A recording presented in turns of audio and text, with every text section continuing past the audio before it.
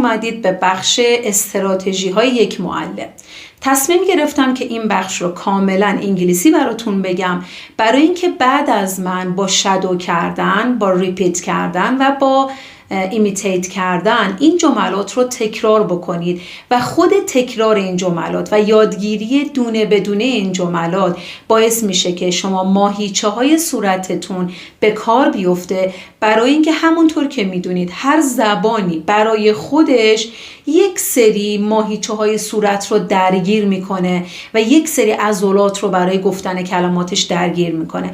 بنابراین این بخش رو کاملا به صورت انگلیسی براتون آماده کردم. حتما با من تمرین کنید، سعی بکنید تقلید کنید، تکرار کنید و سعی بکنید که حتما شادو بکنید، یعنی پشت سر من سایه خوانی بکنید و خود تکرار و تمرین این بخش شما رو راه میندازه برای اینکه این ماوث موومنتتون درست بشه و اون حرکاتی که ماهیچه‌های عضلات صورتتون باید انجام بدن و قطعاً به شما کمک میکنه که تمرین پرکتیس خیلی خوبی برای حرف زدن داشته باشید. فقط یادتون نره حتما اون کاری که انجام میدید این باشه که از خودتون بعد از این هر بخشی، حالا مثلا شماره 1 شماره 2 فیلم بگیرید و بعد مقایسه بکنید، ببینید که چقدر درست گفتید و چقدر تونستید منطبق بگید. توی مرحله اول سرعت شما اصلا اهمیتی نداره، بیشتر روی اکوریت بودن و درست بودن جملاتتون از لحاظ گرامری و از لحاظ تلفظی بیشتر تاکید داشته باشید و روی سپید بعداً میتونید روش کار بکنید. یعنی تند گفتن ما خیلی اهمیت نداره، اگر اولش توپق میزنید اصلا مهم نیست، فقط تمرین زیاد و تکرار زیاد. اون چیزی که زبان ما رو میسازه توی صحبت کردن تکرار، تقلید، تکرار و تکرار و تکرار زیاده و اینکه شما وقتی بلند حرف میزنید این ماهیچه ها درگیر میشن. من یک جایی نگاه میکردم، یکی از اساتید آموزش مهارت‌های گفتاری، ایشون میگفتن که هر زبان جدیدی که میخواید یاد بگیرید، اون زبان رو، جملاتش رو، حالا میخواید از روی کتاب بخونید یا خودتون حرف بزنید، اگزاجریت بکنید، یعنی خیلی بیش از حد دهنتون رو برای گفتن اون کلمات باز بکنید. این خیلی به شما کمک میکنه که این اتفاق براتون بیفته.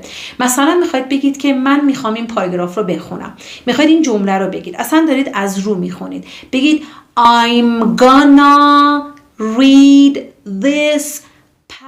ببینید شاید خنده‌دار به نظر برسه، شاید خودتون از دیدن قیافتون بخندید، ولی به شدت به شما کمک میکنه که این ماوث موومنتتون، یعنی این حرکت‌های دهانیتون درست بشه و باعث میشه که این عضلات ماهیچه‌های این قسمت صورت کاملا راه بیفته و کمتر توپق بزنید.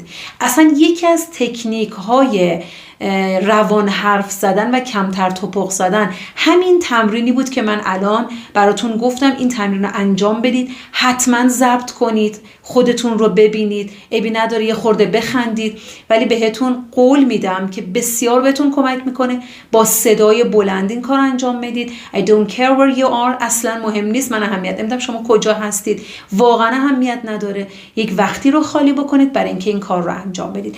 بریم سراغ استراتژی های معلم و پشت سر من انشالله که تمرین میکنید. First, don't lose your temper and never shout. Never shout and don't lose your temper. How teachers usually respond to the students talking in class? Most of the times they're like, I'll wait, I got all the day. I'm trying to teach you, but is there something that you would like to share with the rest of us that's so important? We would love to know. Don't do that, my dear friends. It doesn't work, seriously. If your students get too loud and you ask them to settle down, do it in a loud voice. Sarah, settle down. Reza, quiet please. Everyone, I want to start the class. Do it in a loud voice but never shout, because that shows you've lost a battle and you need to shout to get their attention, and that's not good. The mistake that many teachers make is that they try and get the students be quiet, but the students don't comply. So the teacher gets upset and they go and sit down at their own seats at the desk, and they're like, I see. I'm just gonna sit here. I'm not going to teach you anything. I'm just gonna wait for you. You're only wasting your own time. We'll see. Isn't it familiar for you? Yeah, I know. That's a very bad way of doing it. Students are going to keep on disrespecting you if you do that way. If you go to the front of the class and you stand with a big smile on your face, shoulders back, and patiently wait for the students to quiet down, they will look up at you and they're like, hey, be quiet. Teacher is going to say something. Yes, this is a good way. Second, make eye contact. Make eye contact with your students. For each student, a couple of seconds. While you're talking, you're teaching. That's very effective. Try it once. Third, don't give your students personal information. Don't give your students personal information. Many students like to know how old are you, where do you live, how many kids do you have, where are you from, but leave it to end of the year. Many teachers greet the students at the door individually, that's fine, but you need to tell your students, it's my space and you have to respect it. Fourth, use body language when you give your students instructions. Turn in your homework. Take out your book. Take out your notebook. Open your book. Close your book. Listen carefully. No talking. Nod your heads. I'll give you a sheet of paper for your test. Here you are. You're welcome. You're welcome. I'm gonna collect your papers. I'm gonna collect your papers. Hand in your notebooks. And how can you find out your students understand what you said? Ask your students questions about the instructions. Write common instructions. You can write common instructions and post them around your classroom or write it down on the blackboard.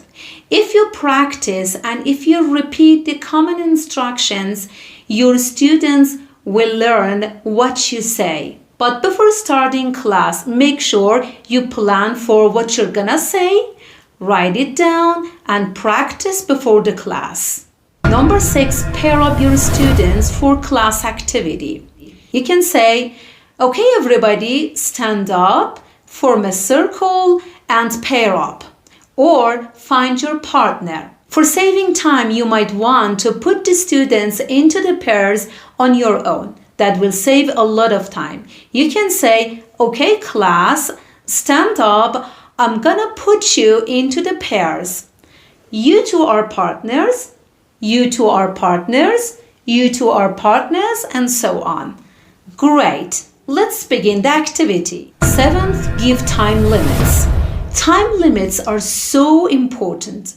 Students need to know how long they have to do this activity. Tell your students this activity will take 15 minutes. For example, doing this test will take 2 minutes.